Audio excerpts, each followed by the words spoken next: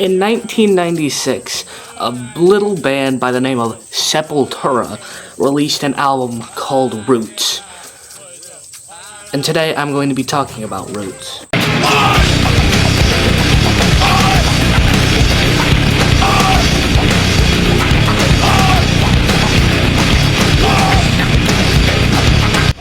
First off, I discovered this album maybe the first year I was getting into metal through a flea market.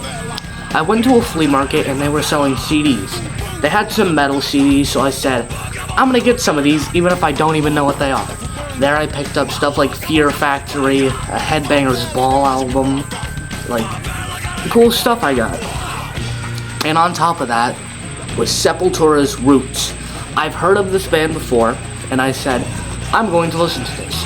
And I was utterly blown away by what I was hearing. This album took a very weird shift. Sepultura was known for their heavier roots in places like thrash metal, early first wave black metal on the first record, and sometimes death metal on places like Schizophrenia and Beneath the Remains, and even Arise. But Chaos AD is when they took the shift from thrash to kind of alternative and groove metal, which isn't bad. I love groove metal. And with the shift they made a very different sounding album. It's an album that I listen to still relatively a lot too, because these songs are catchy. Inspiration from this album came from many places. Sometimes I think Max Cavalera just listened to Korn one day and said, yup, that's it. This album came around when nu metal had just spawned. You had 2 Korn records and a Deftones album. That's it. That is all you had.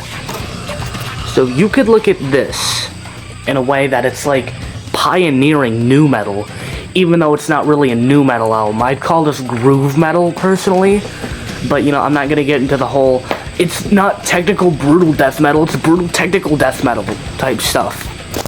The album was produced by Ross Robinson, who produced for many bands. I mean Korn. He produced for Korn and a Tech 9 album I listened to a lot back in the day, but I don't anymore because I have a better music taste. This album right here though, it's insanely, the production on this is really good.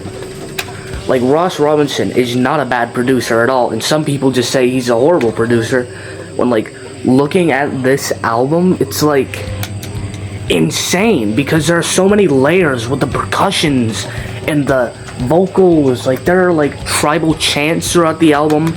My favorite song is Rada Mahata, and that song has so many layers to it.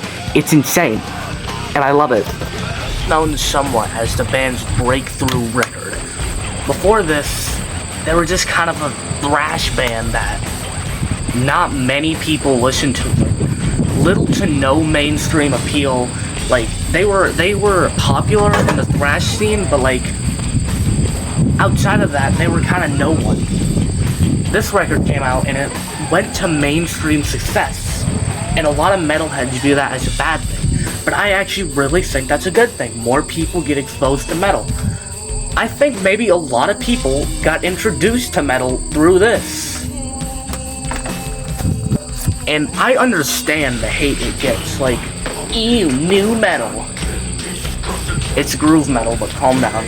Nu metal is not a bad thing. In hindsight, when we think of nu metal, we think of goobers and masks, or goobers and backwards hats rapping to a guitar beat. Yeah, and that has both of those things. The tribal thing, you can argue, that's kind of the big percussion moments. And, and then you have some, rapping type stuff going in when DJ Lethal comes in on this record. It's kind of silly, but it's still good. And, Jonathan Davis, my favorite vocalist of all time, is on this record, and I could not love it more. Underrated classic. After this record was released, tension started growing in Sepultura. Max Cavalera left the band, and started the band Soulfly, which took this and just kind of took it into Soulfly. So in a way, I can view this as a Soulfly album through Max's part. Like, it's not a Soulfly album, but it technically is just because of Max. But shut up. Soulfly is actually a really good groove metal band who started off kind of new metal.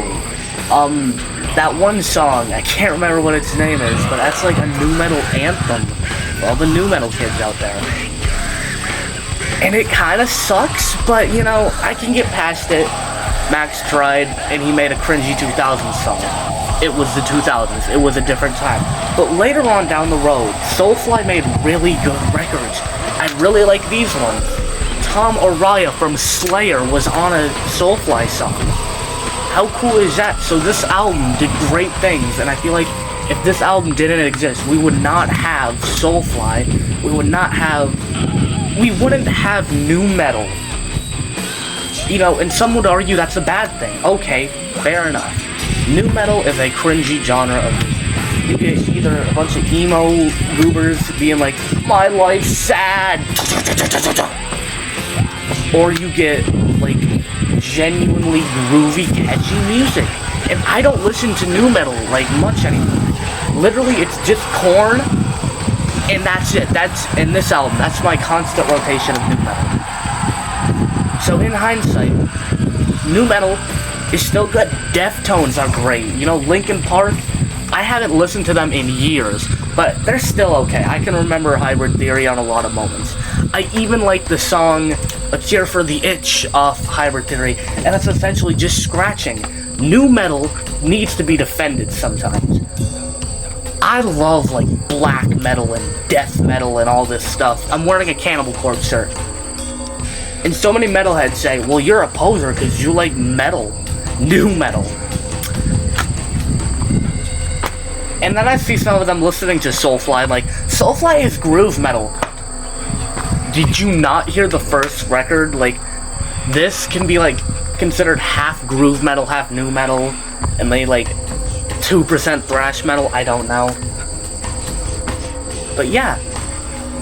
Anthrax kind of started new metal with Bring the Noise, and that's one of my favorite songs of all time. And tell me that that's not an influential song for both hip-hop and metal. New metal is a good genre. Shut up about it. And this is Max Cavalera's most aggressive album. He's shouting his guts out on this thing. New metal is heavy. Accept it. You are the poser. You are. I'm not a poser. I listen to true metal like Skillet. That was a joke. Calm down. Enough of my new metal defending and kind of just, yeah. In conclusion, this is an overhated record, and one that I think is even better than Chaos AD, Arise. Maybe I'll argue Beneath the Remains, maybe. It's neck and neck up with the first three Sepultura records, except for Morbid Vision. So, like, Schizophrenia and Beneath the Remains are barely maybe beating this. Or maybe this even beats it. Some days, this is my favorite Sepultura record. And, you know, you can dislike this album, okay? But don't try and hate it just because of the genre it is. When I listen to metal, I listened to black metal before, and I started out with, like, Immortal. Because I searched up black metal into my YouTube, and it just showed me an Immortal video, and I didn't like it. I love Immortal now, but, like, I went to Mayhem next, and I really, at the first look, I actually did like the song Freezing Moon. So just dig enough, and if you've done enough digging and listened to at least a good 15 bands in that genre, I'll let you dislike it, but until you actually have listened to new metal or groove metal, you can't say you don't like it. And I will see you all later. Thank you for listening to my rant. So tell me if you want more rant videos like this, like deep dives into albums. I want to do one on Korn's Issues. Maybe do one for the Misfits.